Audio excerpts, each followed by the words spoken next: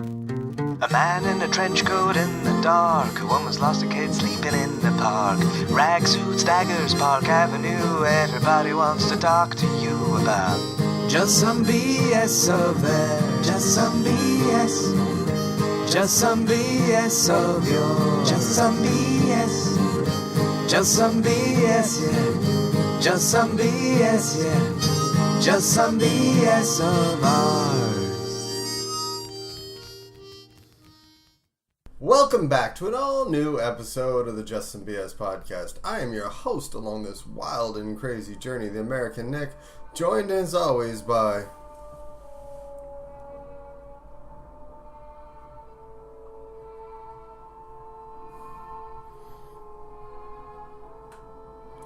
the beer doctor himself, Radovan. Beer doctor, why the Mozart Requiem?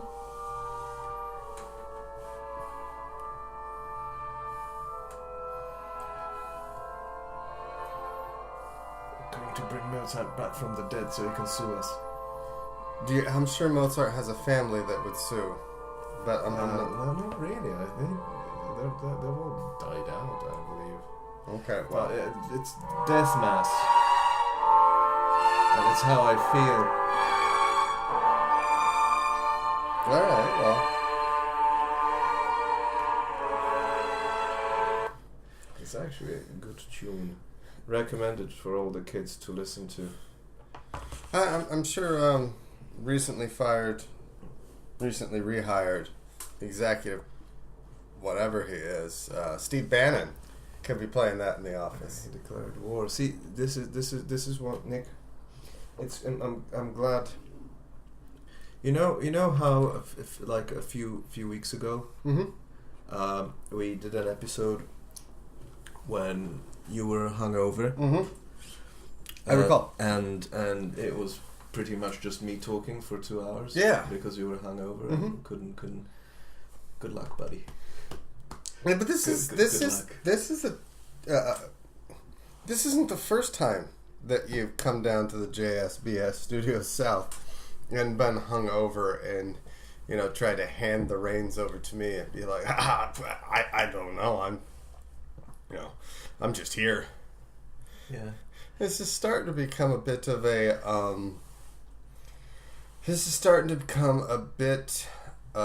a problem as far as should we be doing some sort of intervention maybe on your alcoholic intake?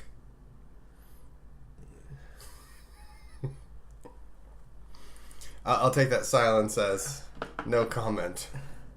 No, I mean, technically I'm not hungover, though.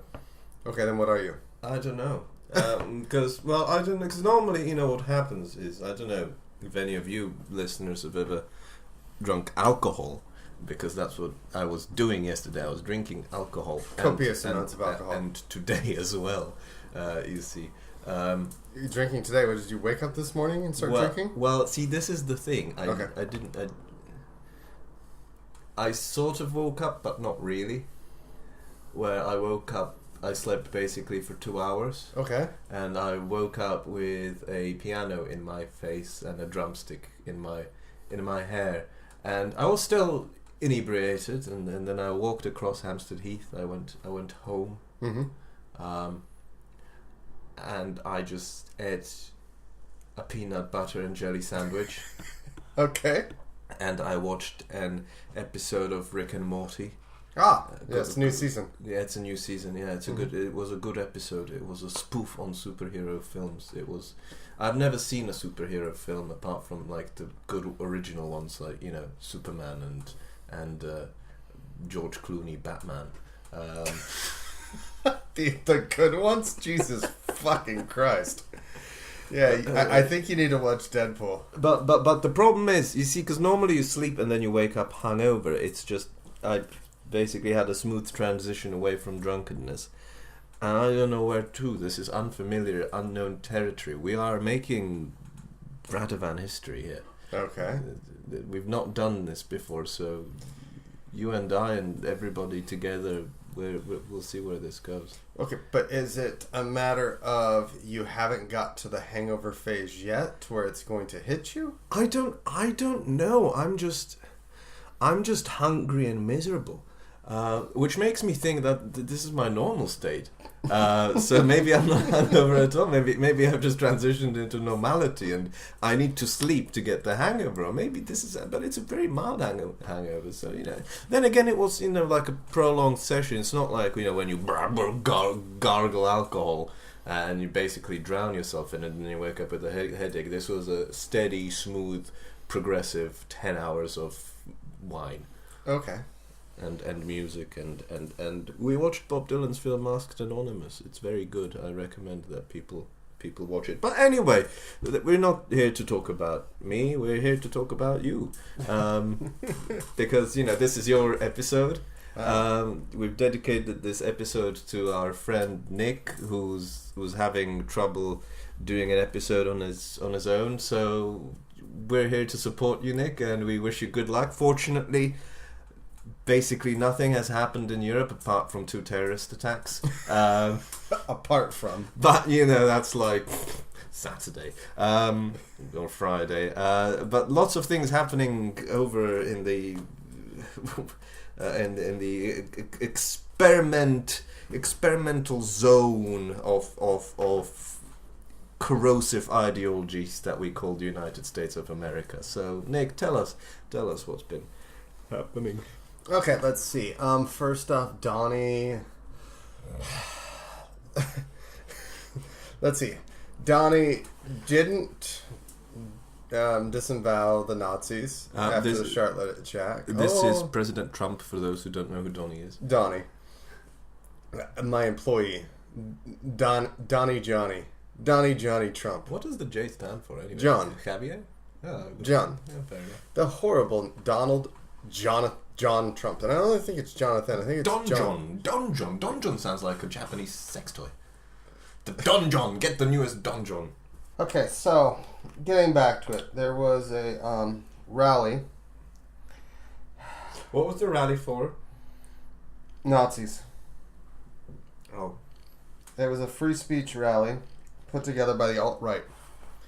And so, of course, ANTIFA, I don't even know what the fuck they want to be called anymore. Black Lives Matter. White people that think Nazis are bad. Mexican Americans that think Nazis are bad. Asian people that think Nazis are bad. It's basically Nazis versus normal people. Exactly. By the sounds of it. Yeah, pretty much that was just it. It's a good sort of good versus evil.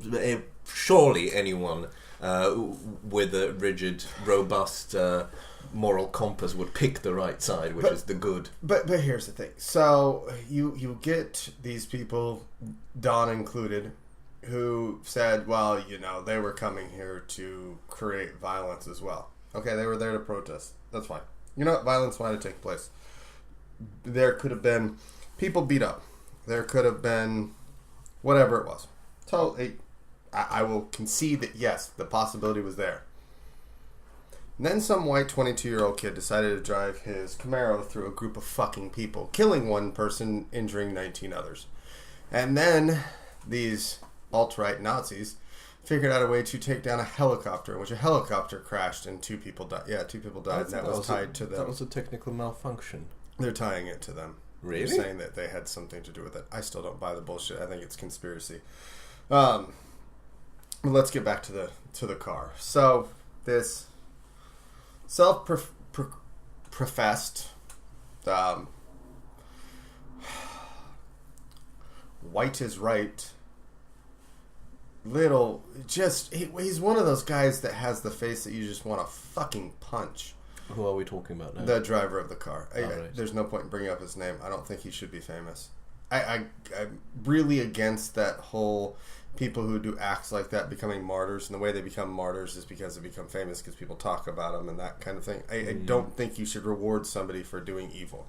Plus, he's not exact. I mean, it's not like that.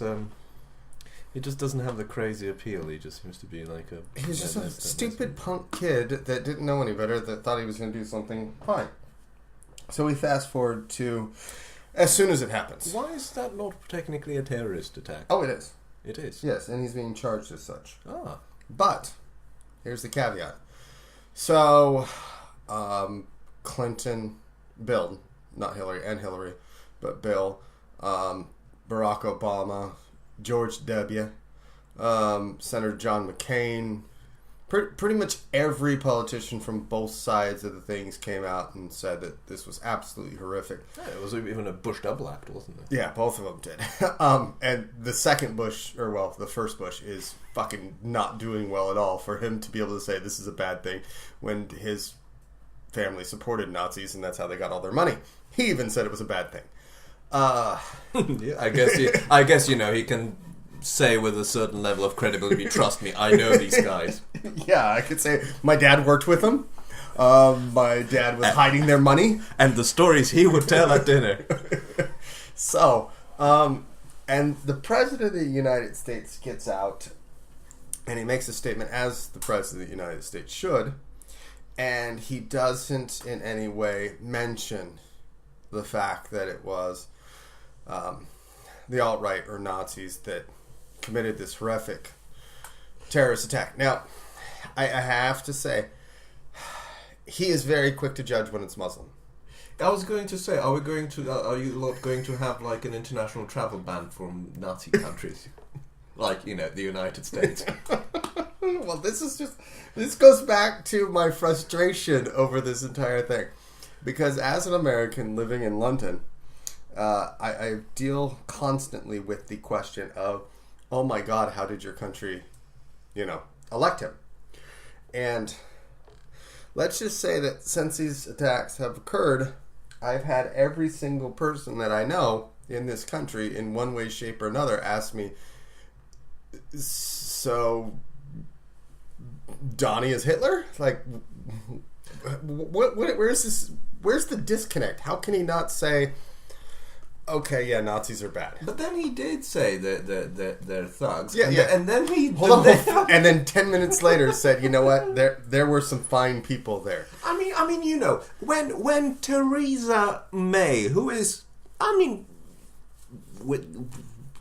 undressing the whole pizzazz around it, Theresa May is probably heading the most sort of, within the context of Europe, quite possibly the most fascisty government, closest to a fascist you could find, police statey type thing. Not calling her a fascist, but in terms of the sort of authoritarian, let's call it authoritarian, which is a trait also shared with fascist ideologies. When she's wading into this and saying Nazis are bad, okay, you have very little left in terms of the political spectrum that hasn't condemned this. Every major leader in the entire world reached out to say we're against Nazis. Even Jeremy Corbyn could pick a side, and with Venezuela he was like, I'm not sure on both sides. In all fairness, and people did point it out that Corbyn condemned Nazis and didn't condemn Venezuela. Venezuela, both sides have committed pretty atrocious crimes against humanity. You can't really judge that one. It's like they're both evil. But in terms of Nazis, not Nazis, and anyway, carry on, Nick. An entire world war was fought specifically against Nazis. The entire world fought. All of Europe came together. America was a little late to the party. Japan took whoever side they took because, well, they just wanted, atomic bombs dropped on them, apparently. I have no idea. But when it came down to it, you do have two sides. I figured this out. You really do. You have the Allied forces, and you have the axis of evil. And instead of being on the side of the Allied forces, he decided he'd rather be on the side of the axis of evil. That's what he's chosen. That's the road that he's gone down. I think he's going down the Switzerland road where, I don't pick sides, I'll just launder money for the Nazis. I didn't think about it that way. And yes, he is all about the money, so that probably would be the point. This is the thing, and this is false equivalence gone mad. It's a bit like the BBC came under fire last week. I did pay attention to some things. Mm-hmm. Over publishing an extensive interview with a conservative politician who kind of doesn't believe climate change is a thing still. And the BBC defended this, saying, we're trying to show both views. No. Sometimes it's good when you have like a 50... Say Brexit. There you have half of the people opposing it, half the people for it. It's worthwhile showing both views. Elections, where you have, multiple parties with roughly same amount of votes. Again, worth hearing both views. When someone is wrong, and sometimes people are wrong, you don't necessarily shouldn't take their views into serious consideration. You should maybe help them understand that they're wrong. So Donald decided that after he went back on it, he was going to double down on going back on it, and had the audacity.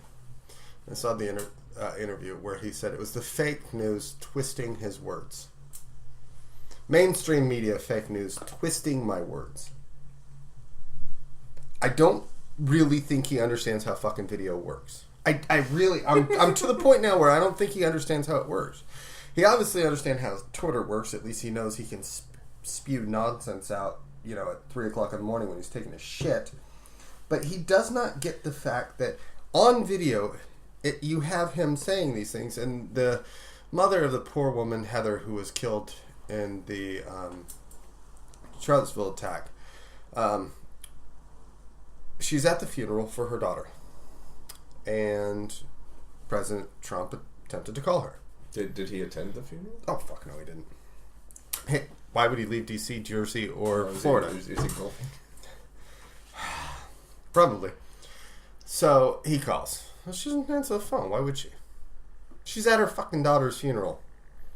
Plus, unknown number. I never pick up unknown numbers. Exactly. I'm not going to deal with it. And then when she got back from the funeral, for anyone who's ever lost somebody that was very close to him, you have this overwhelming outpouring of empathy and sympathy from your friends and family. Hers is probably on a larger scale than anything I've ever dealt with, but it gets to the point where you just you turn off the cell phone. You don't want to talk to anybody. You want to just completely unwind and relax. So she didn't answer her phone. Well, she's also not watching the news. She's not paying attention to anything. She has no idea what's going on. Yeah, last thing you want to... considering this was a reasonably major event in the United States, probably if she turned on the television, all she'd see is her daughter splattered across every channel. You don't want to face that. Or the killer of her daughter splattered across every channel. She doesn't want to have to see that over and over again. So it's understandable that she didn't. So she finally had watched a bit of the press conference. And somebody had sent her, oh, hey, this is what the president said. And I give her this. Instead of taking it for what a friend said. Because, sometimes friends are like, oh my God, you should have seen this. This is what he said. She went back and found the video and watched it. She's fucking want a phone call from the president now. When asked, would you accept a phone call from the president? She's just, no, I don't need to talk to him. There's no reason for him to call me. There's no reason for him to talk to me. This is the woman whose daughter was taken from her. And the president offended this American citizen, her boss. I don't know. I really don't know if he understands what he's doing. He's trying to appeal to such a small demographic in the country. But I don't think he gets it. I don't think he understands that he's the president of the United States, not just the... And I'm going to say it, 60 million fucking retards. You are fucking retarded. You're a fucking moron. You are intellectually a fucking child because you didn't understand what things were going. I know. I talked to my mom about this and she said, I wanted something different, so I made the mistake. Keyword, made the mistake for voting for him. If you voted for him, you are intellectually stunted. I don't care if you have 19 PhDs and I don't know if you can say, oh, I did this, I did that, and everything else.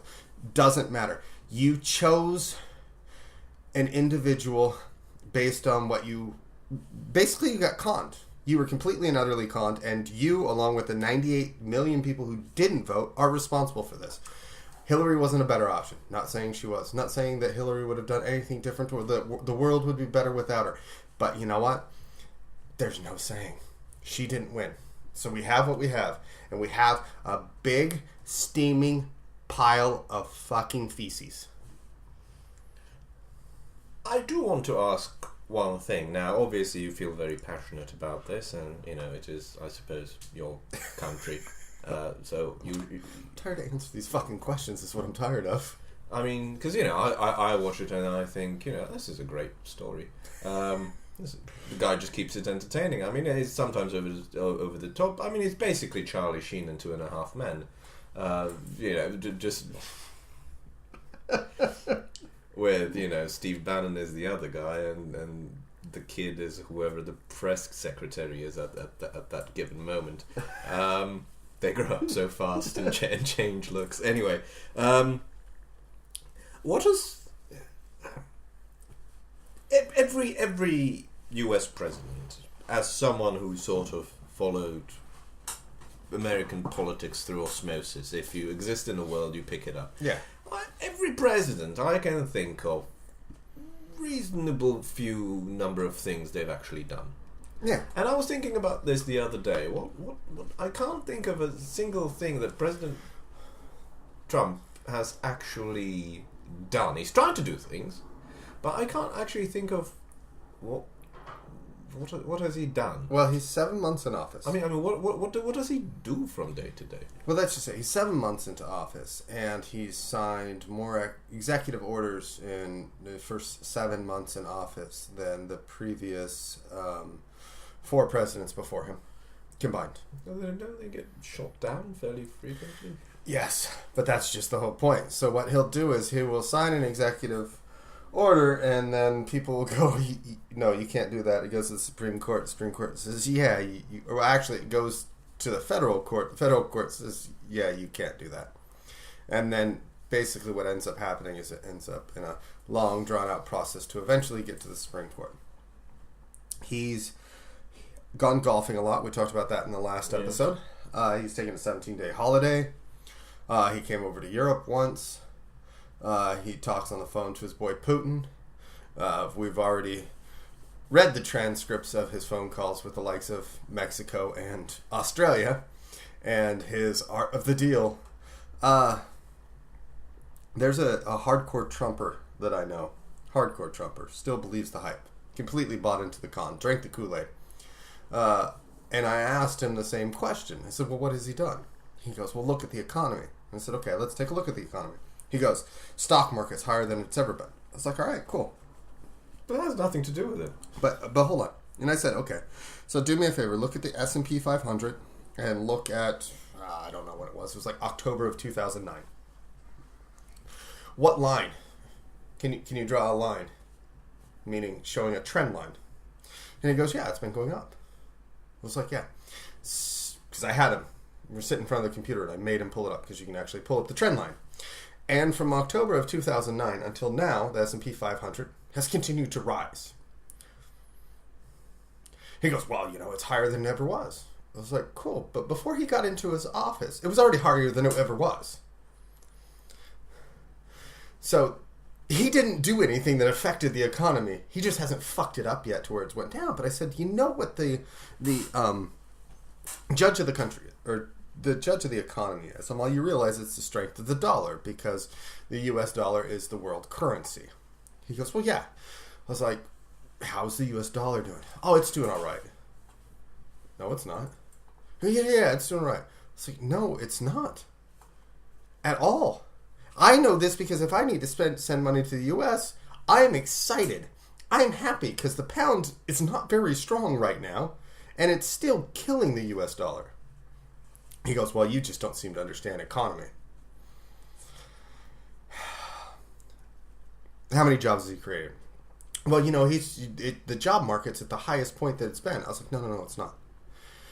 It's lower than it's been the first 6 months, or the last 6 months, or the 6 months before that, or the 6 months before that, or the 6 months before that. In fact, his job numbers are lower than the last 6-month trend period over the last 5 presidencies. Not presidential terms, but the actual presidencies. So I'm at a loss to figure out exactly what he's doing, besides trying to figure out a way to signing things like the pipeline. It's sad, and because he won't release his tax returns, it's hard to say for sure that he owns stock in the pipelines, therefore make money for himself. It's this weird thing to where everything that he signs, you can see that money is going to be made, but it's made by somebody, like a 1%er somewhere has that ability to make the money. Yeah, but isn't that pretty much the case with everything at this level? Yeah, but that's just the weird thing is he had the opportunity to come in, and years ago he used to talk about how single payer was the way to go. Yes. Yes, he was very a progressive. He was a very big progressive proponent of the European model of healthcare. Yeah, and then he gets in, and it's about no, this is what I want. So I don't know if he gets the fact that before this, years ago, he had ideas that would have been able to push through, that would have worked. And since he's been in office, he's become this... I only relate it back to, and South Park is refusing to go up against Trump because of the fear of the backlash, but he's just Cartman. That's literally what he's become. He's become a human version of Cartman. Respect my authority. Exactly. That's what he's become. And he goes on these Twitter rants, and this goes back to the very beginning of this episode where we were saying, a fond farewell to Breitbart's newest employee, Steve Bannon. When you fire somebody who knows every one of your dirty little secrets, what's going to come out over the next 6 months? Breitbart's already declared war on Trump. Was it war on Trump, or was it war on the, I guess, alt-left, if we're calling it that now? I mean, it would just... Well, there was a tweet from the executive editor from Breitbart that said, months ago, that said, if he fires Trump, I'll declare war. Oh, and then, Bannon, I'll declare war. And then yesterday, it was just war. Yeah, but I mean, it's, from what I understood, it's basically they're going to keep on pushing what they fought over in the campaign, not necessarily target Mr. Trump. But this is the bizarre thing, because as someone with training in psychiatry, I like to analyze people and things and everything, and whilst I've been trying to stay away from this whole analysis of Trump, I mean, narcissist, obvious. Histrionic personality disorder, obvious, and so forth. You can draw a list of things. One thing I still don't quite understand what his game is, because the healthcare thing illustrates this. Now, I'm not one who is of the belief that you should hold the same belief for the rest of your life and never change it. That's stupid. Which is why it drives me mad when I see. People try to besmirch politicians, regardless of which side they're on, who they represent. What they used to. They bring up interviews from 10, 15 years ago. Bloody hell, I was a different person 2 years ago. 10 years ago, I didn't even want to think of the things I was saying that I thought were true and profound. And 10 years from now, I'll probably... Well, I won't be listening to these episodes. You will. You're going to listen back when you're sitting in that home when they have you wrapped in your nice little coat, and this is all that they're going to play. Because I'm going to have a friend, and they're just going to pipe this shit in, and you're just going to listen to it as you rock back and forth, and you're going to be like, "This is what caused it. This is where the madness started." Yeah, but so with this healthcare thing, right? I'm thinking, because when he became president, when he got elected, when he won the election, we were talking about this, and I was at that time, and this was only a few months ago, so already I had been horribly wrong. I was saying that I think he's so driven by populism is that he's going to come in and he's going to try to make himself liked. And I thought he's going to go, all the shit he said during the campaign, he said to get elected. And then once he's president, now he no longer just has to pander to the Republican side, now he has to pander to the whole country. So he'll do the popular things that everyone wants, healthcare and that sort of thing. How did that work out for you? Well, not quite. Which is why I'm baffled, because I had him pinned as that sort of populist demagogue who just says whatever he needs to say to get to where he wants to get, and then he so obsessed with his own image that he just would love to be the beloved, benevolent dictator, the father of the nation figure. Yes. And this is where he has completely baffled me. And this whole Charlottesville thing has completely baffled me. Because if you're a populist, you want to appeal... The whole concept of a populist, you try to appeal to everybody. The masses, yeah. The population. And he seems to revel in alienating the overwhelming majority of the population and tries to cater and pander to... Let's face it, a small minority, yes, is racism and xenophobia, etc., a problem in the United States. Yes, is it prevalent in the Charlottesville? Is everyone who attended that Charlottesville march who was against the removal of the statue of Robert E. Lee, frankly, a traitor to your country? But fine, celebrate your traitor. I guess there are statues of Oliver Cromwell here as well. The difference with Cromwell is that he won. So he's not technically a traitor. No. But, this guy, although reluctantly, in his defense, he didn't want to fight for the Union, fight for the Confederacy, but he wanted to fight for his own state of Virginia. But whatever, he picked the wrong side. You're not going to, well, I had a reason to fight for Hitler. But anyway. But no, this goes back to Chang and Ang. They picked the wrong side as well from the last episode. But yeah, exactly. I forgot about that. I didn't. Not all of them were there to, be racist or whatever racists do. Some of them probably did it for historic reasons, cultural heritage, etc. Because, frankly, if we were to remove the statue of everyone who owned or otherwise abused a person who wasn't in as fortunate a position as they, we would have no fucking statues in the world. Okay. So I can see the point of what some people were protesting, but probably the majority were of the slightly less loving persuasion. And they're a minority in the country. Most people generally, if you look around the world and you ask, do you like Nazis?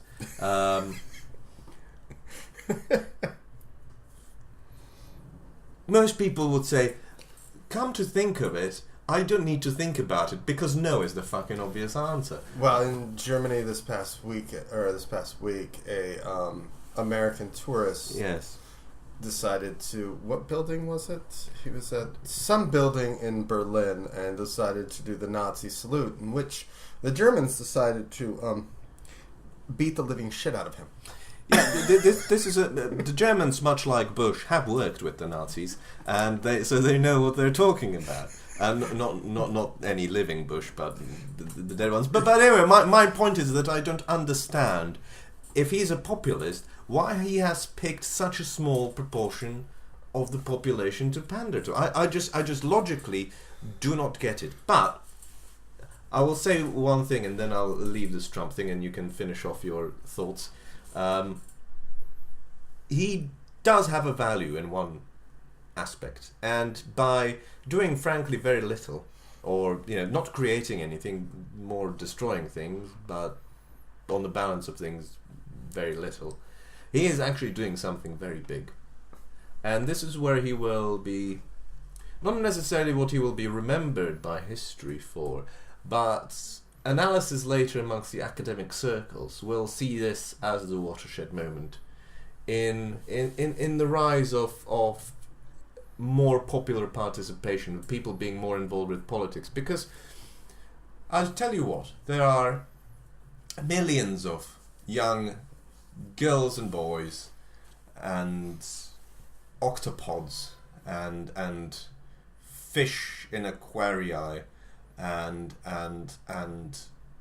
domesticated animals and livestock and lizard people and ants and microbes who are watching television, who are seeing what's going on around them, and then it dawns on them. Then the light bulb moment comes, and they all collectively stop, pause, and think, and realize, shit, I could be fucking president. And that's his value. Because it hit me as well. And I realized, Jesus fucking Christ, I could do a better job than him. I could be the president of the United States of America. And you know what? It felt good. So thank you, Mr. Trump. Thank you for making us believe again in ourselves. Look, his ideology, where he's going, when you pander to a specific group of people, it's because, for the most part, you probably share the same ideology they do.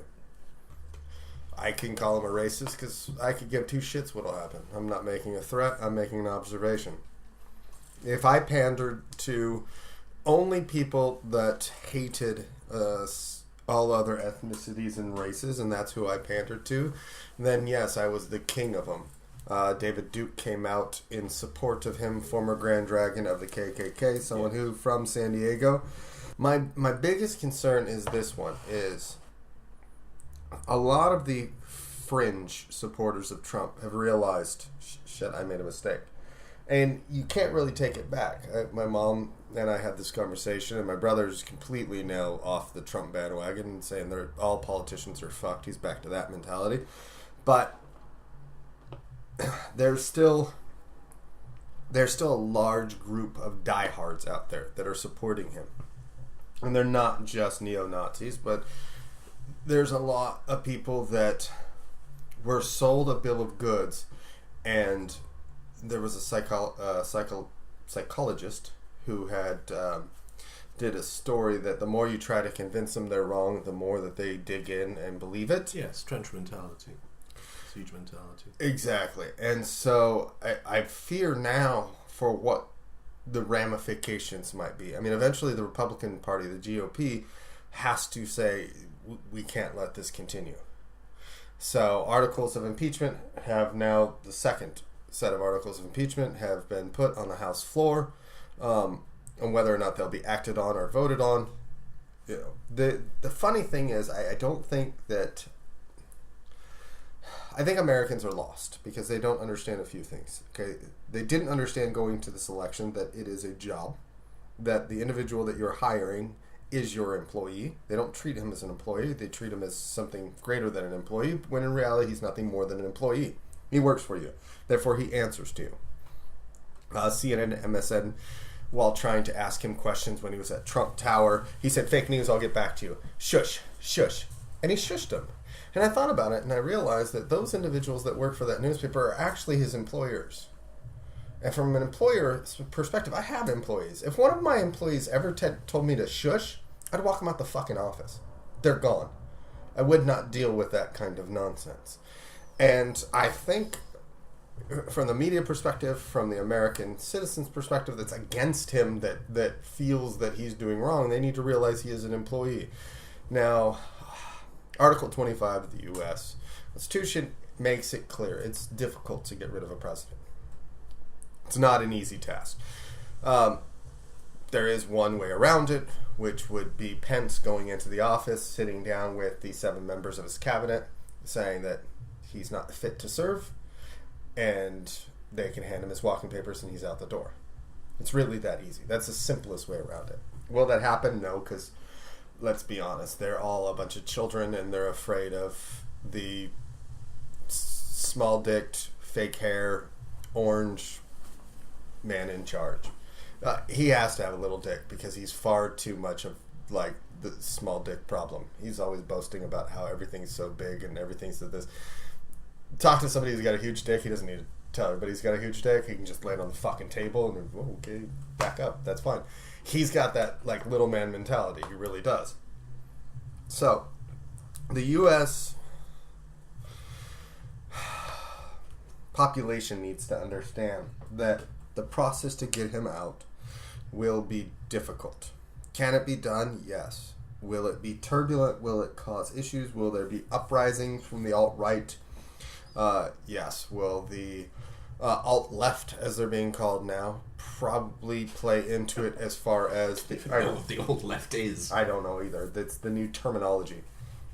But will they play into it as far as causing potential issues with this to come about? Yes. Look, we say it every single week, we're in the most chaotic, interesting, exciting, wild, and crazy times in human history. There is no other time in the history of the world that so much shit has been going on to where you had access to it.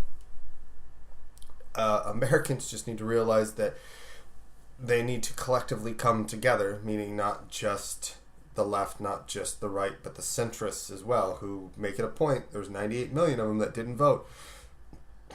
They need to come out and say, hey, this needs to change as well.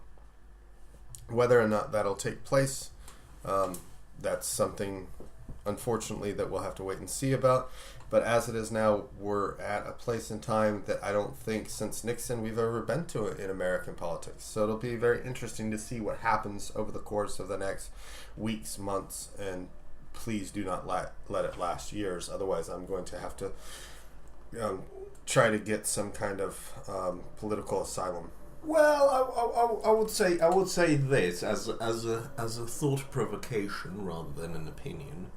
But should you get rid of him? I'm not sure. I mean, it's a bit like research funding into hangovers, right?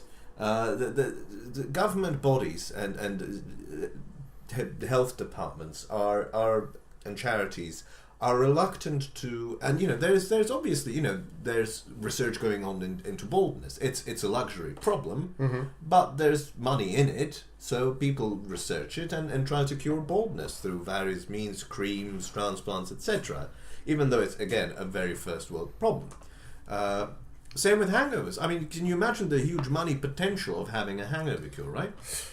But government bodies and as I said, organizations are reluctant to fund hangover research for the simple reason that the social ramifications of a hangover cure are unpredictable, and they just fear that if you have a cure for hangovers, people will just go on and drink wildly. There is this belief, overriding belief, that hangovers are actually good because even though it causes unproductivity, etc., they teach you a lesson.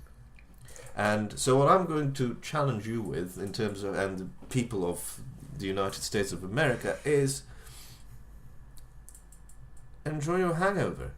And I hope you stop drinking on election nights. Oh. Wow.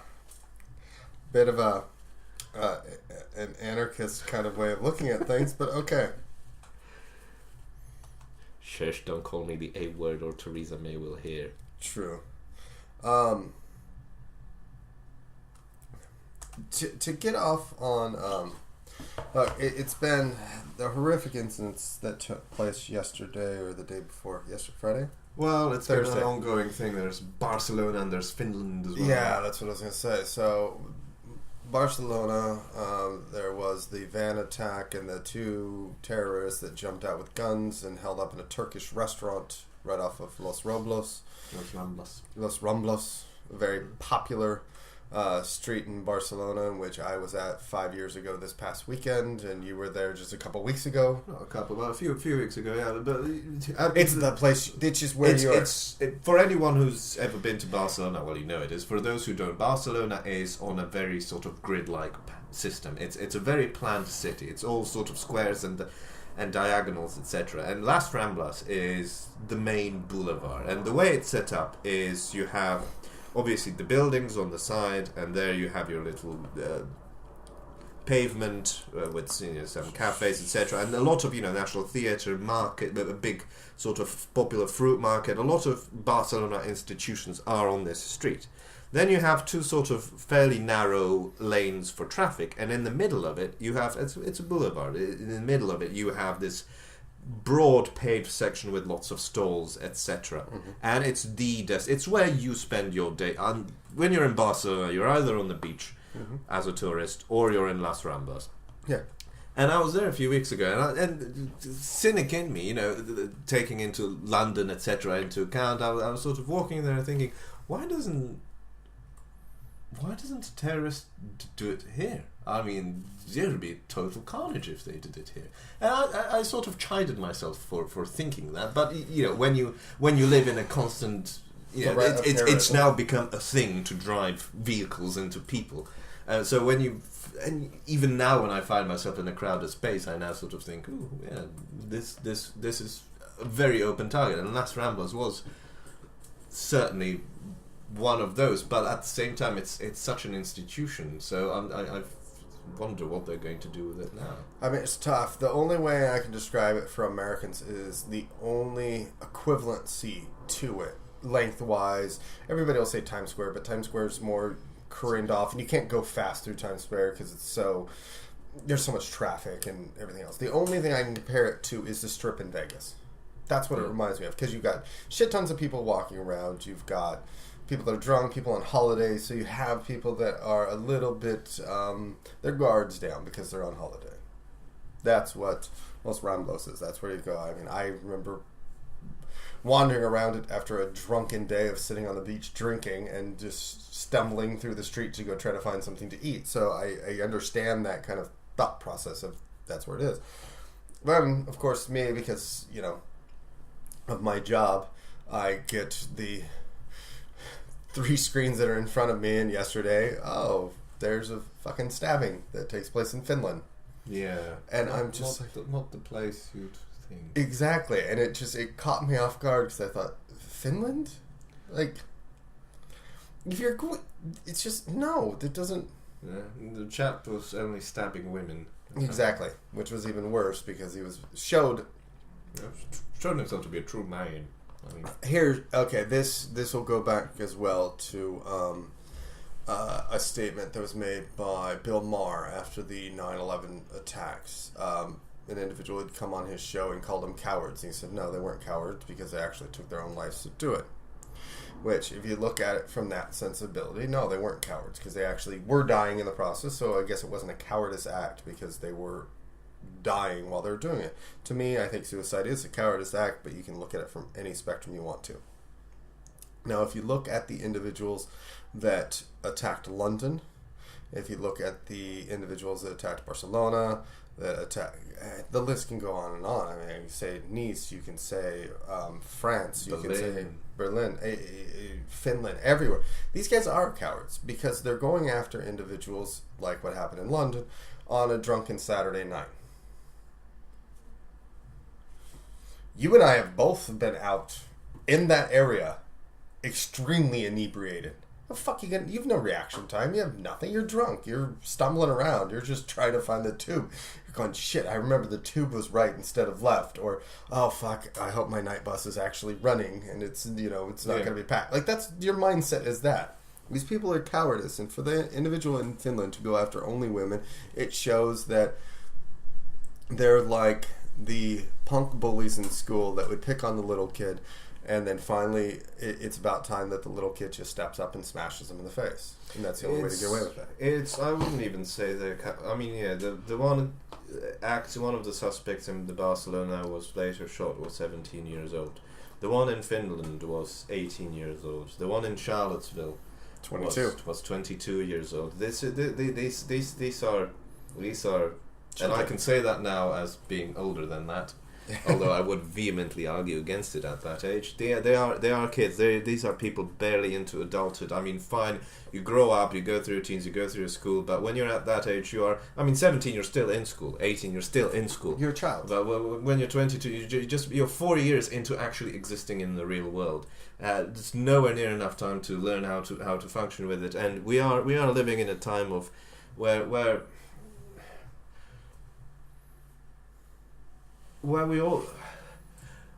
things are reasonably okay, to the point where all we have are pointless ideological spats, which elevates this. Since there are no great enemies to unite against, the poverty.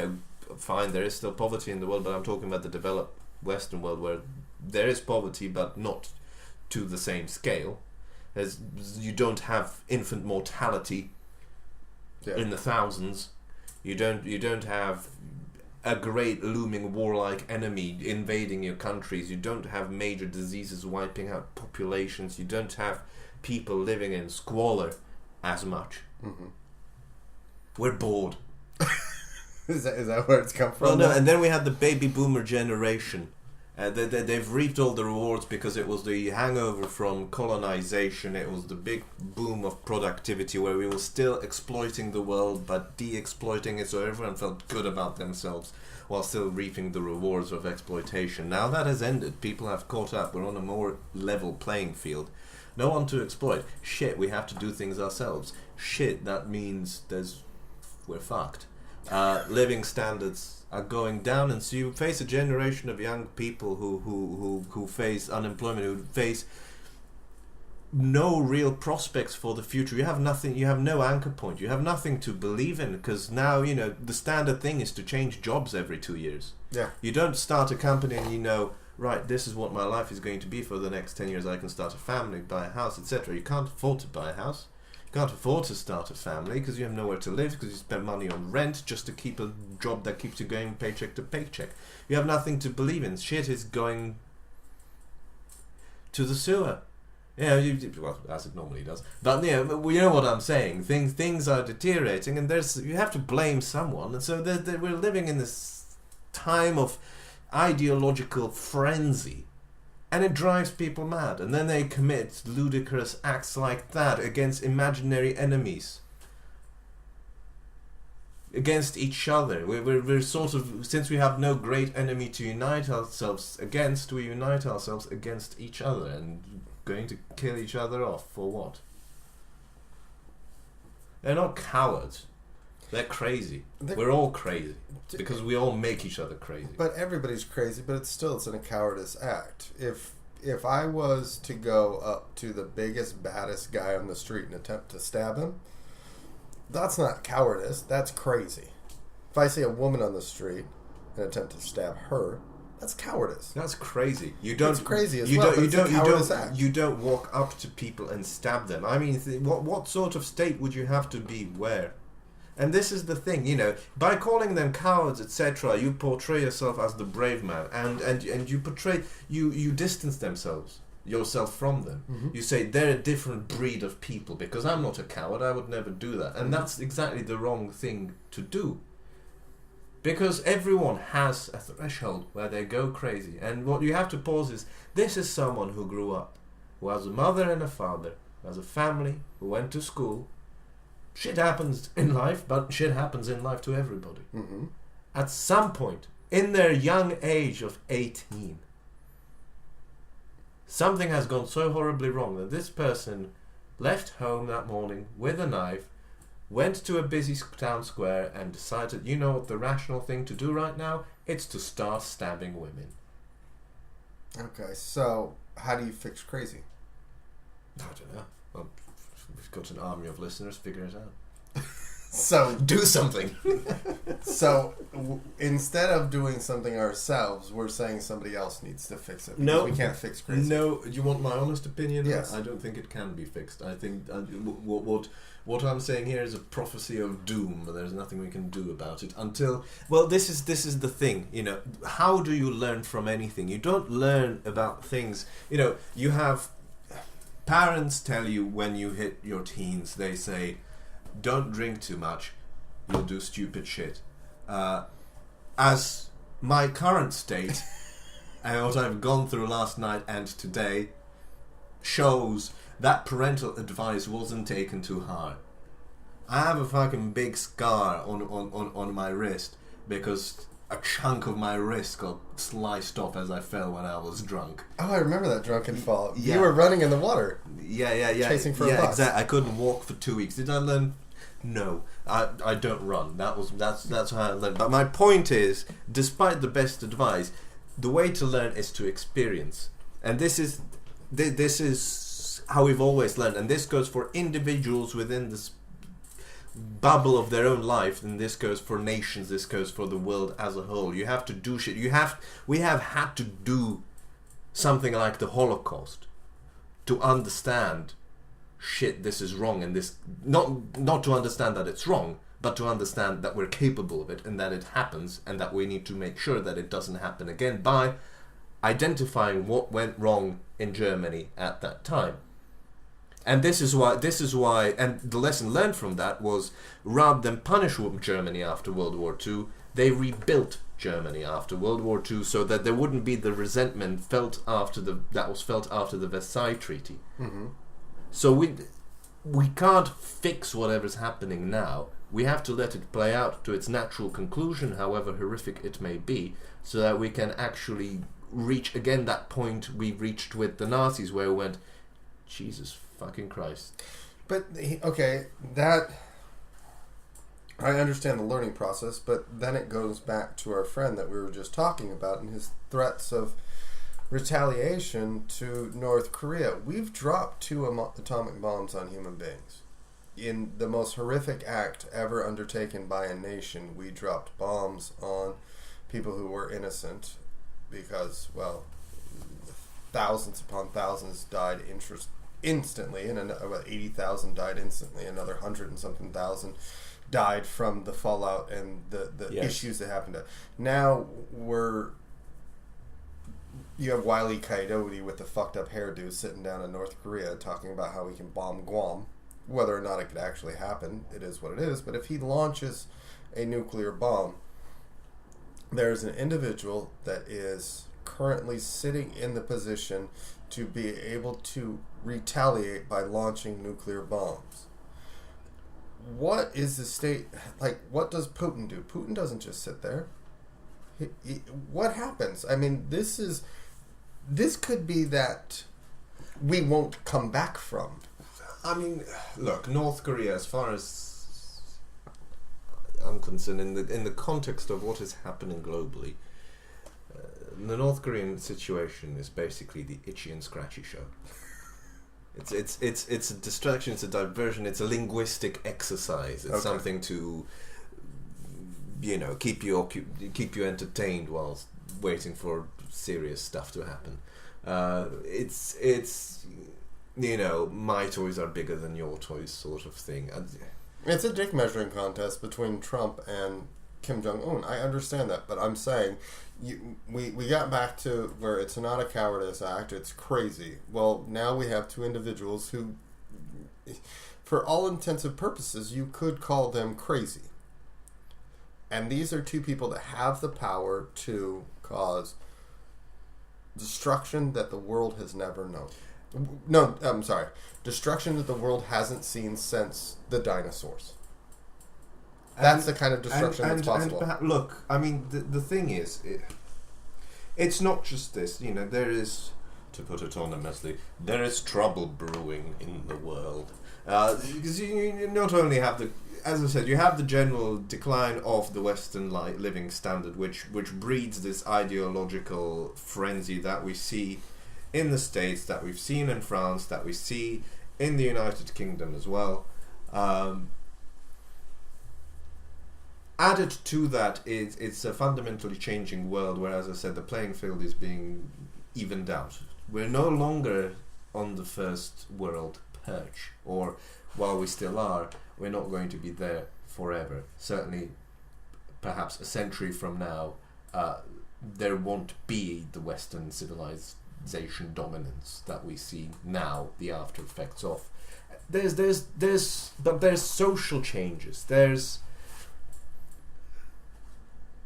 the role of religion and in how it is fading. How are people going to cope with that? There is automation, artificial intelligence, people, jobs being replaced. What are you going to do with 7 billion unemployable people? There's just so many factors going on at the moment. God knows how it's going to end up. It's going to be some sort of violent revolution somewhere at some point. I think so. Yes, probably. It'll probably resort to violence, to the point where we once again reach a point where we almost kill ourselves off, where we'll go, bit too much on that one. Let's step back and shall we scribble down a set of rules so that this doesn't happen again, sort of thing. We live in interesting times. Exactly, and as I said previously, I read. I remember sitting there as a kid reading history books, or what would I have done if I was living in 1930s Germany, etc. You keep thinking, you keep fantasizing about all those different times and what it would have been like. This is why people play historic computer games. This is why, you know, housewives masturbate over Downton Abbey, or whatever you do with that show. I don't know. This is why we like period pieces and historical things, because we'd like to place ourselves in that context and understand what it was like. You seem perplexed, but we are genuinely now we are in that era. Now we are in that era where school children, decades, centuries from now, if they still exist, you're a bit optimistic on that one.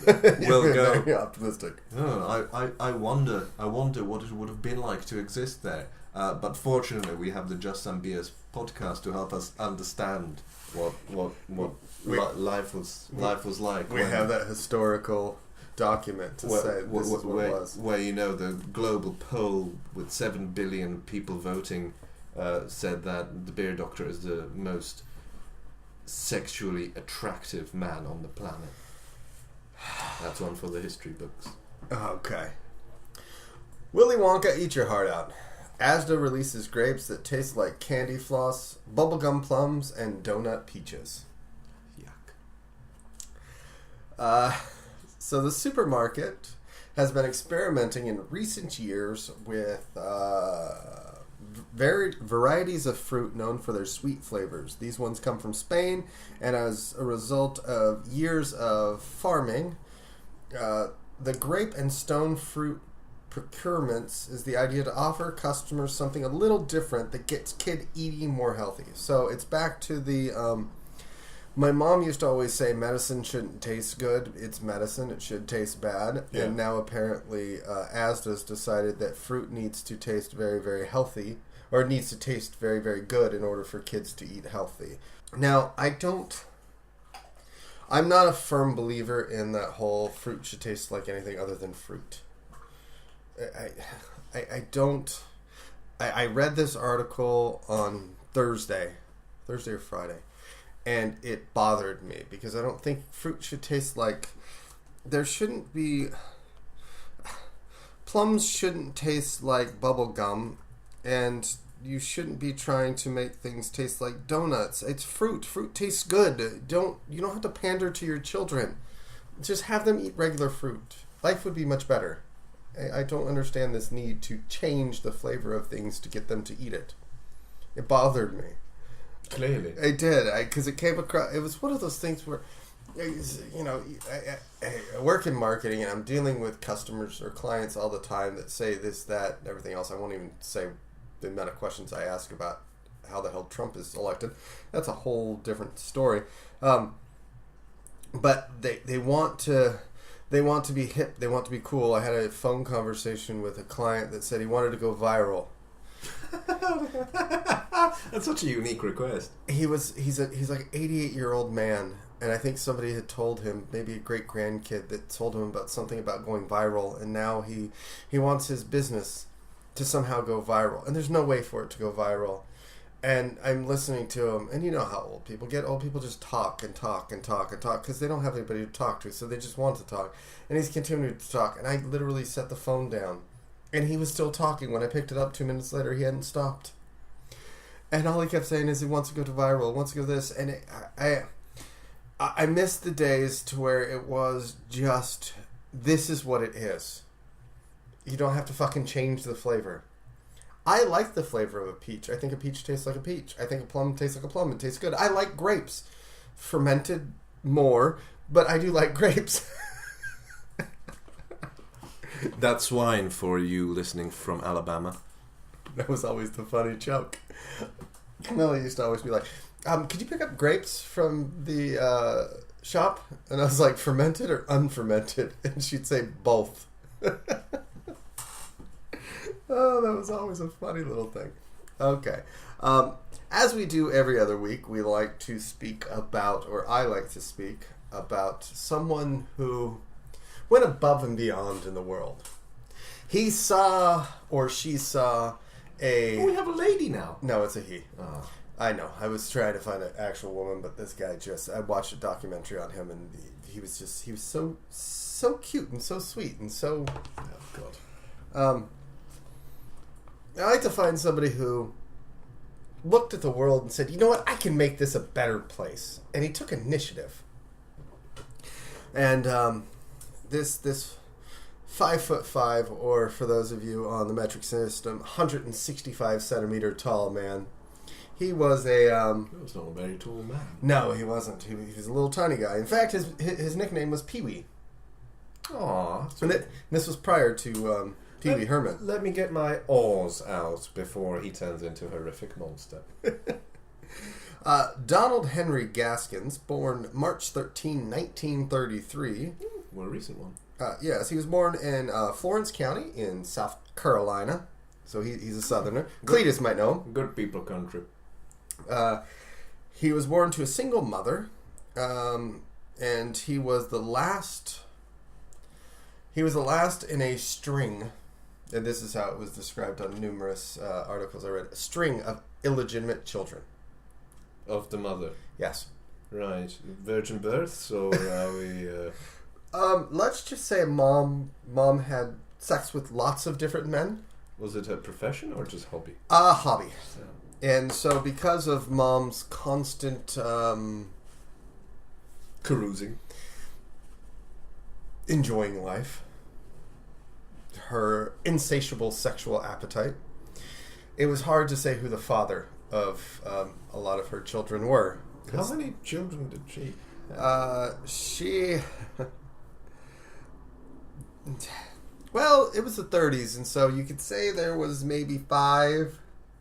Some places said 6, other places said 3. Right. Yes, so... Now, Donnie. It's always about a Donnie, huh? At 1 year old, he stumbled into, as you do as a kid. Now, I know you probably don't remember being 1 year old, but at 1 year old, he somehow got a hold of kerosene. And so when you get a hold of kerosene at 1 year old, what do you think you're going to do with it? You're going to drink it, right? Yes. Because you don't know any better. Yes. And so he did. And it damn near killed him. Yes. Which, in retrospect, probably would have been a good thing. No, don't say that, be mean. Give him a chance. As I said, I'm getting my owls out early. After his bout with the kerosene, he would have fits where he would remain unconscious for up to 10 minutes. Epilepsy. Yes. Yeah. And the doctors had said that quite possibly the things that took place at 1 year old is what caused his stunted growth. No.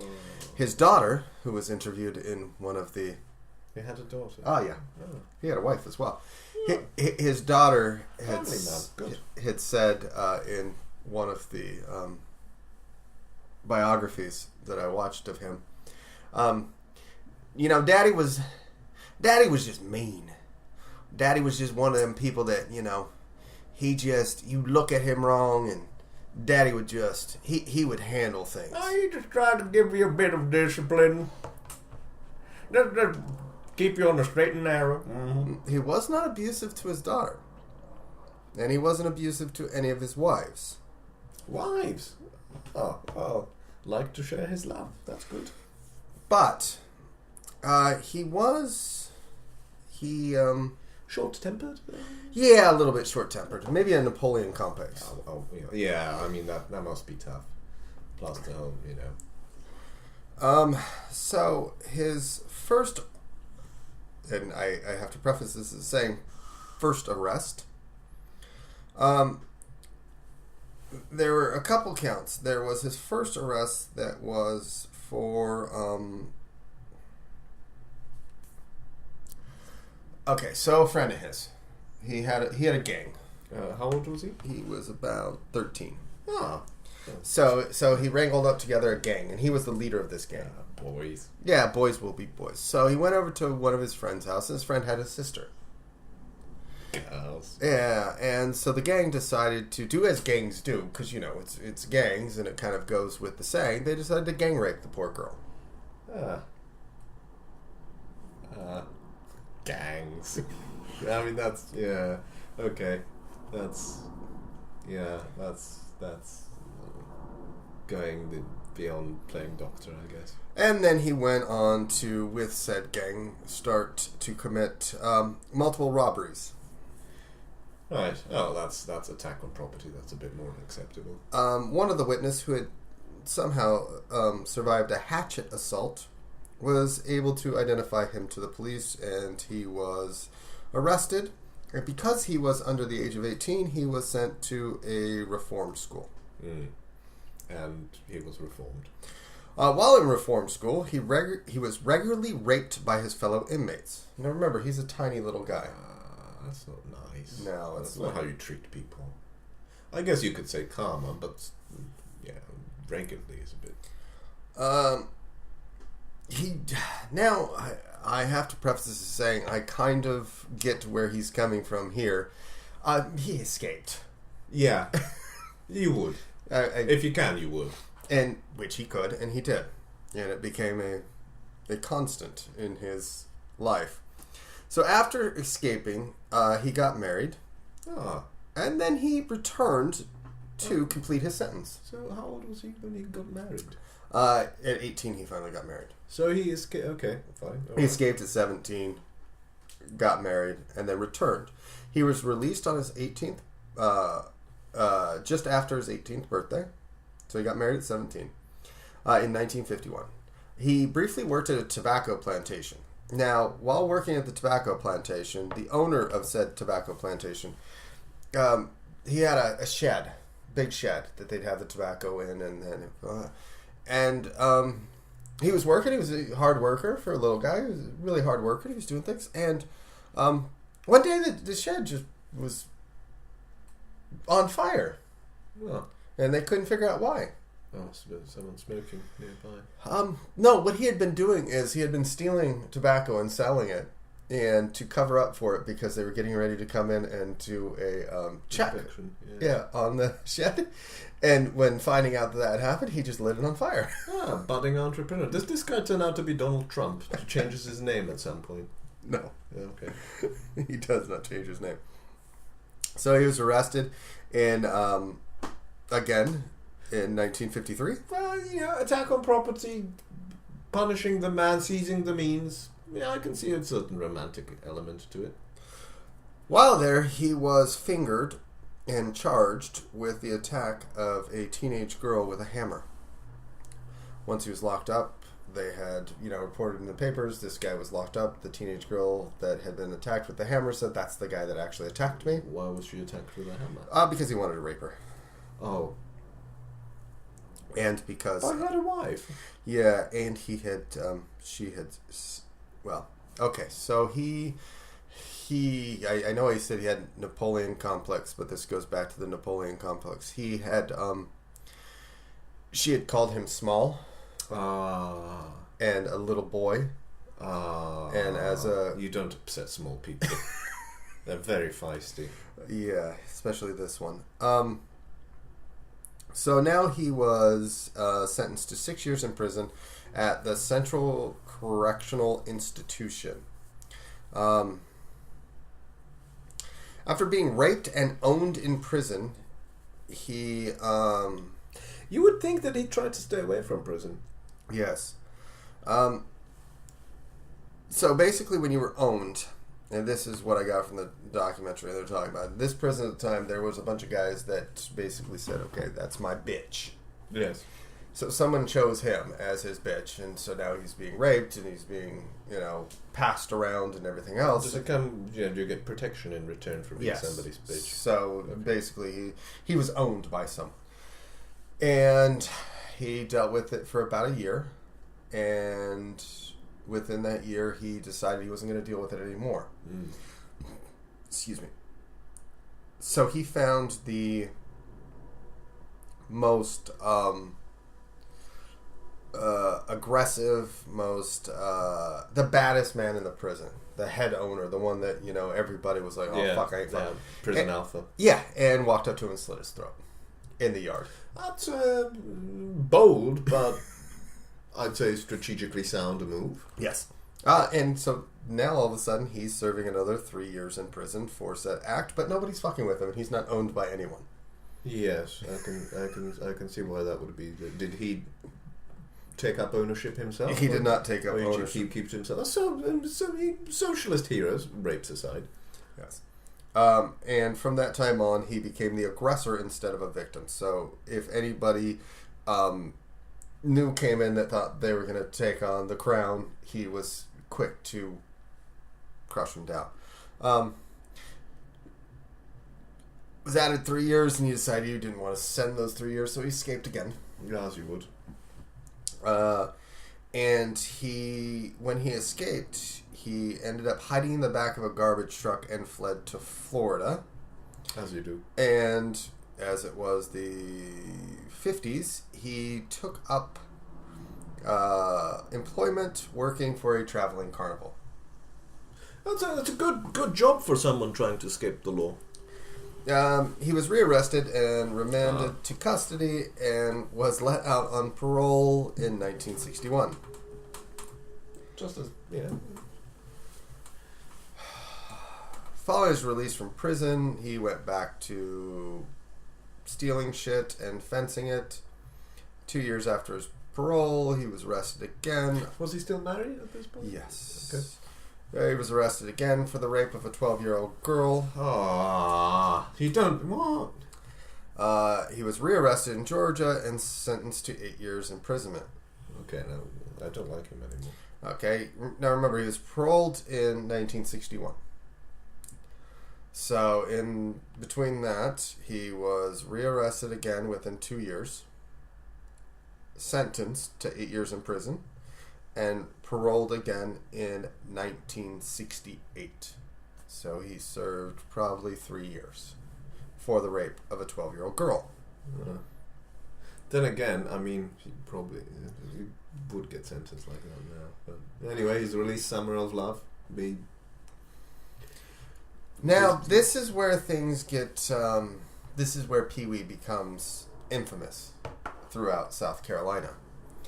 This is when he committed his first attack, torture, and murder of a hitchhiker. And this happened in September of 1969, and he raped, tortured, and murdered a woman and threw her body into the swamp. In his memoirs, he had memoirs. All I could think about is how I could do anything I wanted to her. This hitchhiker was the first of many to be picked up and killed while driving around the coastal highways of the American South. He classified the victims as coastal kills. People both male and female he killed purely for pleasure and on average approximately once every 6 weeks when he went hunting to quell his feelings of bothersomeness. He tortured and mutilated his victims while attempting to keep them alive for as long as possible. He confessed to killing his victims using a variety of methods, including, but not limited to, stabbing, suffocation, mutilation, and he even claimed to have cannibalized some of them. Nope, didn't hear that.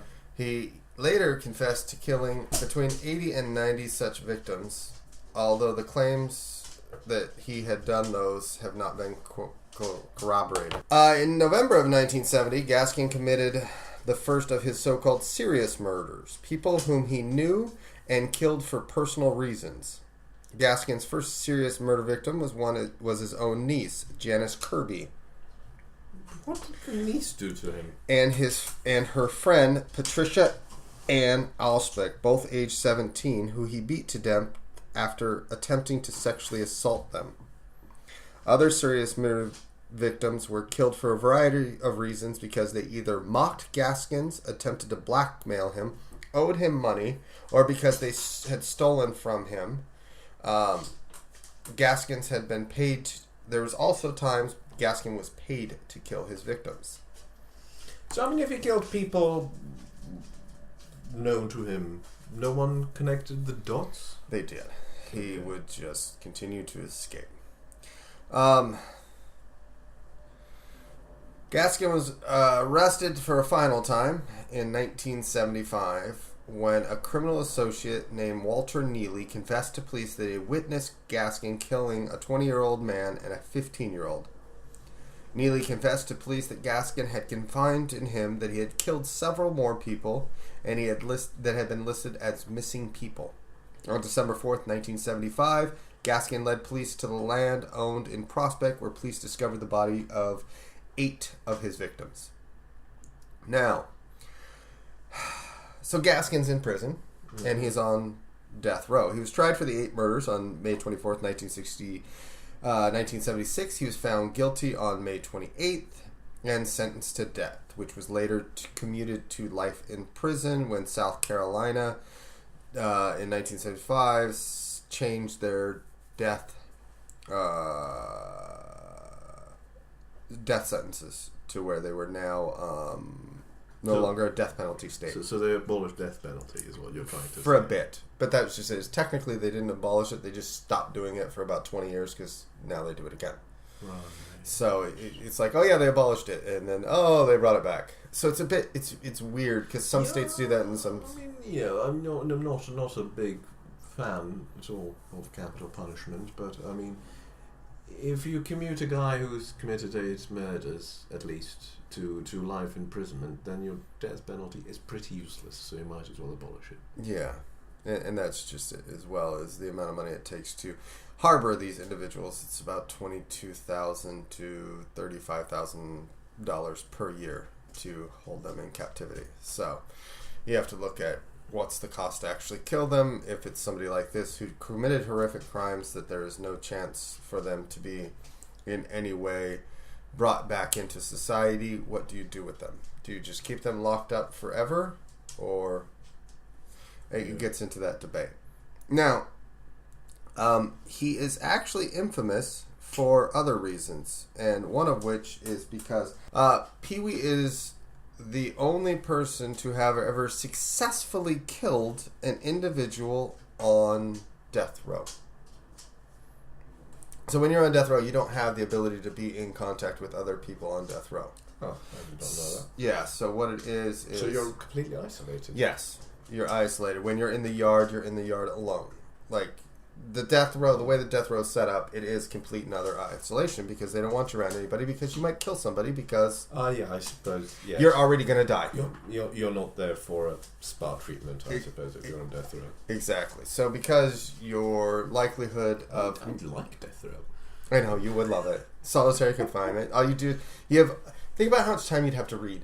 Yeah, exactly. Because all you would do is read, nobody would bother you. You don't really have any human contact with anyone. And I hate it when I go take a walk in the park and there's people there. You would get your 1 hour per day. Well, can't one like pay to be on death? Because I don't want to commit the murders.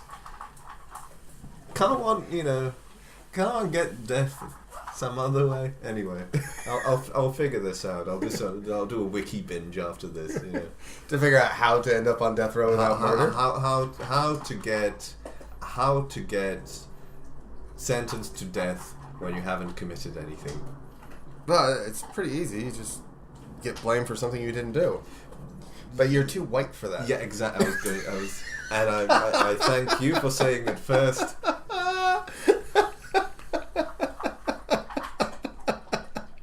It's not funny because it's horrific and it's real. Well, this is the thing. I'd probably try to get sentenced to death, and some other poor schmuck, would probably get sentenced instead. Like, nah, he wouldn't do it. He talked too nice. He a nice boy. That boy got all his teeth. We know he didn't do it. Yeah. All right. So, and the way he did it, it was interesting because he had somehow got a hold of C4 explosive. They're still unsure how he was able to get that into the prison. And he had placed it into the cell of the individual that he was going to kill. And What they used to do is they would sit there and they would use speakers. They'd use speakers to talk in between the cells. So you'd hold the speaker up to it, and because of the way the speaker was, you'd hear through the cells. And he had rigged C4 into that guy's speaker, somehow gotten it into his cell. And so at the time when he agreed to actually put it up to his cell, he was able to let off the detonation, and the speaker was blow, and so it blew his entire face off. Just completely killed him and destroyed him. And of course he took responsibility of it. No, he didn't. He actually, as I said, he took responsibility. He had taped his phone conversations with the individual who was paying him to do it, and he was going to use it for blackmail. And the tapes were, of course, found, because you're living in a fucking cell that they come and they go through. They found the tapes, played the tapes, went, oh shit, here's a confession to him killing him. I didn't say Pee-wee was smart. Well, no, see, this is what I don't. He is and isn't, because that requires a certain level of intelligence, cleverness. Yes. To I wouldn't go as far as intelligence, but cleverness, okay. know-how to rig it, to pull that sort of thing off, yes. and to escape prisons. Yes. Yeah. So, I mean, is that it for this guy? No, actually, the just for him, they reinstated the. Remember how I told you they didn't actually abolish it because they brought it back? Yeah. They reinstated the death penalty, and he was the fourth person that was executed in the electric chair in South Carolina on September 6th, 1991. So they recommuted him. That's a bit mean, but They charged him with this crime as a death crime. So they were able to say, okay, you're already spending life in prison. Now you're killing people in prison. I see. Guess what? Right. The chair's back, and guess who's going to ride the lightning? You are, Pee-wee. He attempted in the month leading up to the execution to admit to multiple murders that were out there, and 3 of which other people had already been imprisoned and convicted for. So they just went, nah, boy, you just go back to what you were doing there. Seriously? Yeah. Jesus fucking Christ. Yes. So, but they said that he didn't have the right. He admitted to it, and they said that he probably admitted to it just solely to get out of going to the chair. Because what they would do is, back in the 80s, they would take these serial killers out of prison when they said, okay, I'll show you where the body is. And they say, no, show me on a map. He goes, no, it doesn't work that way. So they actually would take these prisoners out. And a large percentage of time, prisoners escaped custody while out. So that's what he was thinking, is I'm smart enough to escape. But he was put to death, and that is the life and times of the great and mighty young Donald Henry Pee-wee Gaskins. So, I mean, there was. I will keep a picture. Donald. Pause it here, so you can see what he looked like. It's a credit to your depravity that he looks like someone I know. That's uncanny. It's a credit to your depravity that I didn't find this one as distasteful as the other ones, despite the fact that it's absolutely horrific. And it was absolutely. I went to try to find. There was a couple other that I was looking at. I was trying to find a female, and there was a serial killer, a doctor here in the UK that killed some. Harold Shipman. Yes, 500 plus people. Yes, yeah. And I thought, you know what? We did somebody from the UK not too long ago, and I really want to make sure that Cletus knows that we care about Cletus and his kind. Yes, we can do. I'm happy to do Shipman together because we did it. We had a whole lecture on Shipman and how you should not become Harold Shipman. I watched that was one of the documentaries I watched this week because Defenders didn't start until Friday, so I haven't been binge watching anything. Yeah. So I mean, if you were to pick a stepdad, Donald number 1 or Donald number 2? Well, at least with Donald number 2, he puts his money where his mouth is. If somebody talks shit to him, he does punch him in the mouth. He's not a little bitch about it. And Donald number 1, I just think Donald number 1 has way too many weird sexual tendencies towards his daughter. Whereas this guy at least Rapes 12-year-olds. No, hold on. Donald number 1 probably has had sex with his daughter, Ivanka. I think there's something weird going on there. And yes, I will make that claim. I'm fine with that. He can come after me and try and sue me.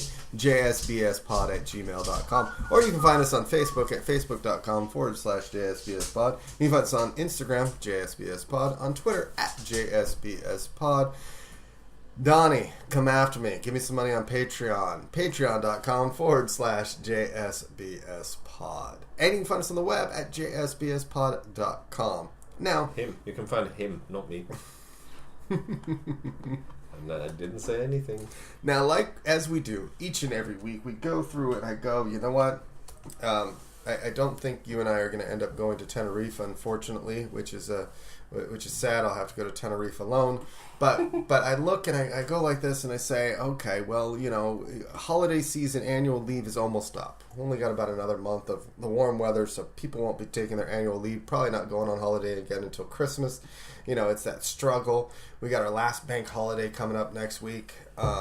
So it's like we have that just... This is the last chance for somebody to get away. So if they were going to just get away and they're like, you know what, I've got 2 weeks, I need to use it, I don't want to lose it, they turn to the JSBS pod because each and every week you tell somebody exactly where they should be going on their annual leave. So I ask, you know, where in the world are we going this week, Radovan? Well, I'm afraid I will have to disappoint everybody. Why would you be disappointing them? Because we're not going to a shithole. That's not disappointing. I've been asking for weeks to find a place that we can actually go to. So, this week, we're going to Barbados. Let's go. Let's go. So My bags are packed. Let's go. Ready to go. Let's go to Barbados. I mean, I was reading about Barbados, and it's just so nice. It really is. It seems to work. A bit of let's do a historical rundown as obviously Caribbean. Mm-hmm. Initially populated by the Carib people, not the Tainos. This is the Caribs. Yes. You know, the two Bloods and Crips of the pre-colonization Caribbean. Yes. So these were the Caribs. if I may be permitted a chuckle. Now, were they the blues or the reds? Like, what do you think they went with? Because the Crips go blue, Bloods go red. Yeah, so I'm guessing they probably went blue. Crips would probably. I mean, because that's I assume how the Crips came to be. Because the thing is, you know, usually the story is we have the indigenous population, and then who shows up? Europeans, usually the Spanish or the Portuguese, and they either slaughter everyone, or enslave everyone, Yeah. or they kill them off with diseases. Yeah. Yeah. So the Spaniards rocked up in the 16th century, 15th century, or 16th century, and the local population went, no, fuck this shit. Honey, we're packing. And they saw the Spaniards and went, no, fuck this. Packing up, we're leaving. And left. The Spaniards didn't even get a chance to slaughter them. They just went, nah, now it's you white people here? Nah, we're going. And they packed up and they left. God knows where, probably California, to start the Crips. That's for you gangland history buffs. That's where that part of the thing starts. Okay. So yeah, the Spaniards came like... So the Spaniards was like, well, there's nothing for us here to slaughter. It's just a nice island. So they kind of just packed their shit and left. And left the island deserted. And then the Portuguese came a few decades later, landed on the island and landed on Barbados, and kind of landed and went, where the fuck is everyone? Late to the party. Pedro, this place is freaking me out a little bit. You're right, Joao. Let's move, get the fuck out of here until we find something to slaughter. So they left. Okay. And it took another several decades for the British or the English at the time to show up, and they came and they went like a normal English person would, and said, "Finally, nobody around. Let's do our, homosexual acts we've learned at Eton. No one can see us anyway." So they settled in Barbados, right? The Brits. You can send your messages to Radavan, and that's jsbspod@gmail.com. No, anyway, so the Brits settled down and realised, fine, great, holiday. And they thought, well, why don't we grow some tobacco here? Oh no, the Portuguese did actually leave some wild pigs there as well. They brought live pigs. They actually let out wild pigs, and for the sole purpose that by letting out wild pigs, next time we're here we'll have something to eat. It's just they never came back. But anyway, so the Brits found wild pigs and tobacco. So they started growing tobacco there. But as it turns out, you need people to grow tobacco, to work on the plantations, etc. Really? And the problem Barbados had is there were no fucking people because they were so scared of the Spaniards they just fucked off to California. So there was no one there to grow, and it was just posh British Eton-educated people shagging one another while they were away from their wives, or shagging wild pigs. But wild pigs can't help you grow. It's David Cameron wasn't the first one, right? It had to start somewhere, and it had to become an Eton tradition somehow. Barbados is where it started. Anyway, so wild pigs, though excellent at fellatio, shit at growing tobacco, and posh people also not very good with farm work. So they figured, we need slaves, but we don't have an indigenous population. What do we do? Let's bring the Irish over. So they started importing Irish indentured servants and some English British indentured servants as well, to the point where sort of early 17th century, Barbados had a population of 40,000. Holy fuck. This is a small island. At the moment, Barbados has 270,000. Wow. And Barbados is one of the most densely populated, is the 6th most densely populated island in the world. So 40,000 on an island which now has 270 and is densely populated, 40,000 is a lot of people. Yeah. Is a lot of slaves. So they brought indentured servants, which means people who, through either crime or through debt or whatever, ended up being slaved on a temporary basis. They brought them over to grow the tobacco, and the deal was you grow tobacco on Barbados for 5 years, and then when that 5-year limit is up, you get 5 to 10 acres of land. Oh, wow. And you're free. Oh. People still hated going there because, well, the thing about the Caribbean at the time is very diseasey and tropical stormy. Yeah. And medicine is not very goody, and buildings not very stably.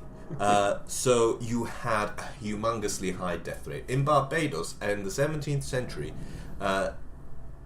you had 4 times as many people dying as getting married. Oh, wow.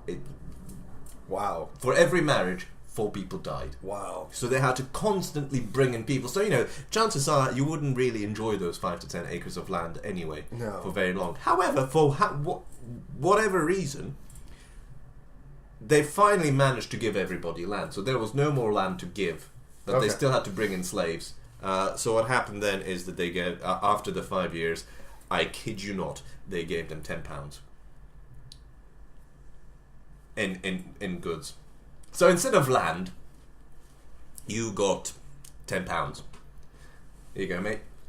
Grab yourself a pint. In all fairness, not London prices today, so £10 in those days now would be about £2,000. But still not a very good deal compared to the land you got previously. I was going to say, I would have wanted to come over like 5 years beforehand. I would have wanted to be one of the first ones on the boat, not one of the last ones. Yeah. So yeah, at this point in time, Barbados was overcrowded. Tobacco was losing its value. it was unstable. Slaves didn't like being there, owners didn't like being there, it was getting expensive, so they figured, right, we need to change something. And change they did. The slaves. The Irish were sent back to Ireland, or otherwise disposed of. Slept on some bananas. The lands gradually merged into bigger bulks, and people started chatting with the Portuguese, and Portuguese were saying, well, you know how the problem you have with your indentured servants, where they, like, they're white, so they expect shit standards, and after 5 years they kind of want to be free, and then you don't know what to do with them, and there's not much to do for them here, so they kind of get anxious. I know a guy who knows a guy who can get you people who aren't like that. And that's where the black slaves came in. That's through the Portuguese to Barbados, which is why they now make up Barbadians, or Bajans as they're called, of African origin, make up something like 95% of the Barbadian population. And that within 30 years. Oh, wow. Within 30 to 40 years on Barbados, the population went from 40,000 white people and black people in the hundreds to 50,000 black people and 15,000 white people. Oh, wow. So the demographic over those 40 years Just changed shift completely. And they went from tobacco to growing sugarcane, which is a much more arduous, much more laborious process, which is also part of the reason why they shifted to black slaves rather than lazy ass white people. Yeah. So fast forward, we're getting to 1807 when Britain bans slave trade. The slave trade. Key phrase here: bans slave trade. Does not ban slavery. So means no more slaves coming in, but the people on Barbados are still slaves. They don't like this. So there's a series of revolts. The biggest one, 20,000 people revolted, 20,000 slaves, including support from Quakers, from Jews, etc. Barbados became a bit of a refuge for everybody. Any group of population that was oppressed moved to Barbados. You had a lot of Jews coming in as well, a lot of people of religious minorities, etc. And they all thought, well, slavery, wrong, let's fight against it. Didn't quite work. Eventually, in 1833, the slaves of Barbados were emancipated. Barbados began to get a bit more of country-like bureaucracy administration, to the point where in 1966, and I kid you not, the Barbadians and the British delegation met, and the Barbadians suggested, can we be independent? The British said yes. It was a completely peaceful transition into independence, and Barbados became an independent country. It had two parties. It has two parties. The Barbados Labour Party, which is currently in opposition. It started off being in government. That used to be the biggest party. It's a centre-left party, left-wing party.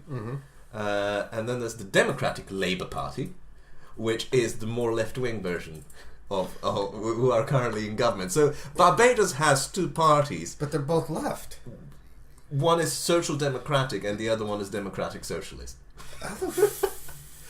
Barbados has a 100% literacy rate. Yeah. And Barbados is one of the least corrupt countries in the world. It's less corrupt than the United States on the International Corruption Index. Oh, wow. It's about as corrupt as Belgium. Oh, wow.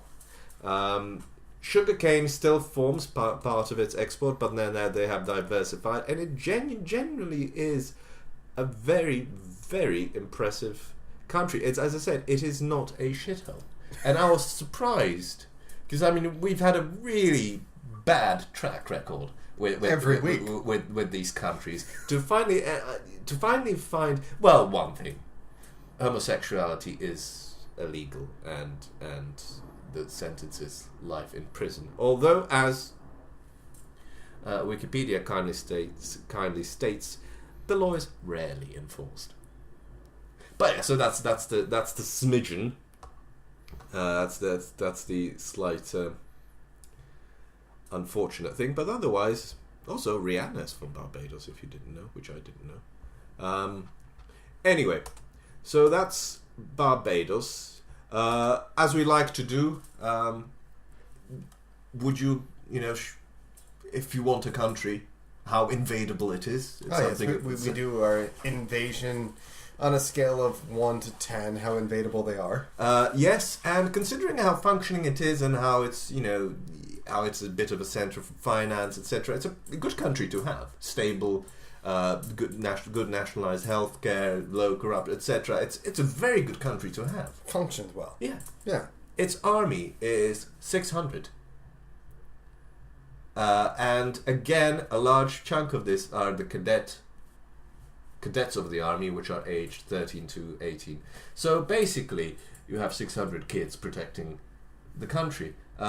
So very invadable. I'd give it an 8 or perhaps even an... In fact, I'd give it a 9. Basically, no. If you invade by sea, I'd give it an 8. If you're invading by air, I'd give it a 9. Perhaps even 10. Very invadable by air because the Barbadian Air Force has one plane. wait.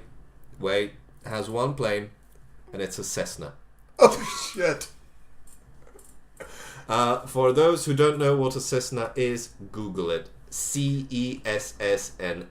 Yeah, I know what a Cessna is. And just look at images of Cessnas. That is what Barbados is protected by. So yeah, very, very invadable. So get your mates together, get a couple planes, and you've got a country. Now, what's happening in Barbados? Two things happening. One is Carifesta, which is a Caribbean festival of arts. It happens every year. It lasts 10 days. It's a big, big festival of arts, poetry, theatre, music, all sorts of performances. Performers from across the Caribbean gather in the location. It's a big party. So that's awesome. That's currently started in Barbados. The one slight thing is Tropical Storm Harvey, who is threatening the region, and that's why they had to postpone the opening ceremony.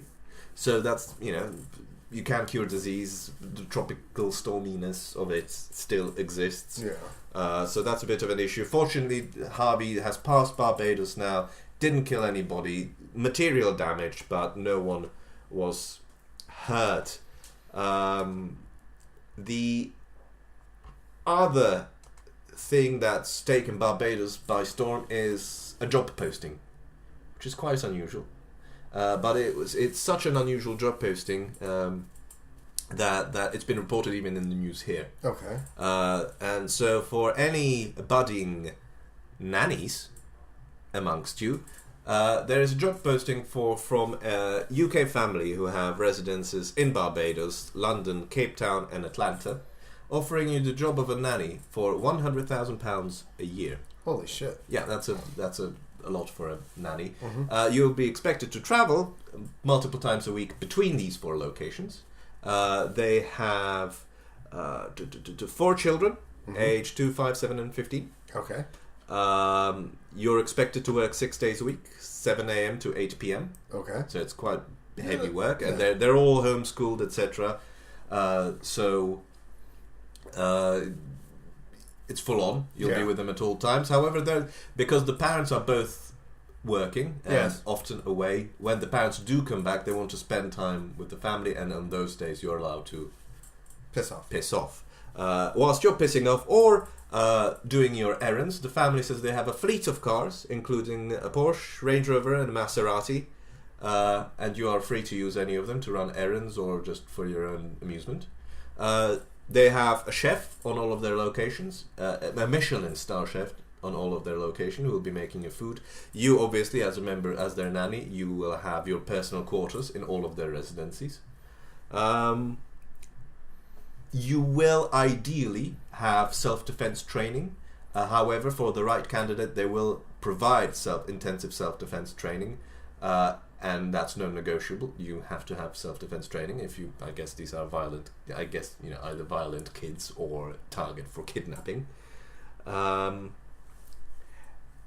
you can do whatever you want in your spare time, as long as you don't binge drink or take drugs. How do I sign up?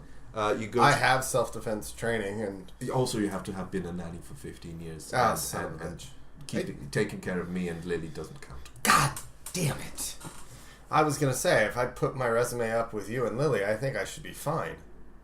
You can try. You can go to childcare.co.uk and I guess just search Barbados and this will appear there. So yeah, as I said, if Cletus, perhaps this is the dream job you've been waiting for. I'm shocked that you found a place in the alphabetical order that actually there's a reason to go to it. It was refreshing. Yes. It was hold on. Open back that up. Your WhatsApp. What the fuck is my name on your WhatsApp?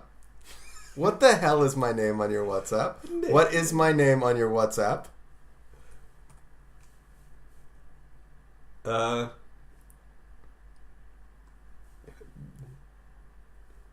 What's my name on your WhatsApp?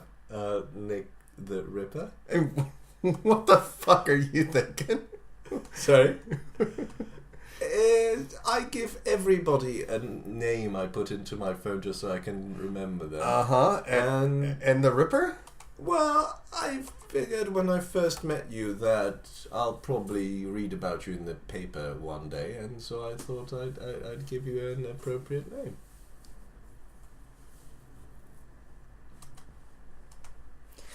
Be sure to go over to jsbspod.com. You can check out the posts that we do each and every week. Find us on Facebook, facebook.com/jsbspod. Follow us on Twitter @jsbspod. You can see our videos and pictures on Instagram, jsbspod. Give us money, patreon.com/jsbspod, or PayPal. Just use the email, jsbspod@gmail.com. Now, this is an interesting journey. It was in-depth on the West Coast. You somehow survived through your... We don't even know what you are because you're not hungover, you're not sober, you're in that in-between period. Appreciate you coming down and appreciate for you guys listening. Be sure to go to iTunes, subscribe, rate, review. Remember, hashtag iTunes reviews matter. And that's all I got for this week. Yeah, well, see you next time, and keep on listening, because you never know when we're going to go meta, and one of us is going to be featured as either the homicidal maniac or the crazy person. And that's roughly 2 hours of your life you're never gonna get back. A man in a trench coat in the dark. A woman's lost a kid sleeping in the park.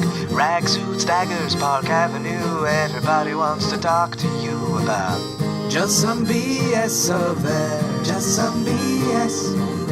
Just some BS of yours. Just some BS. Just some BS, yeah. Just some BS, yeah. Just some BS of ours.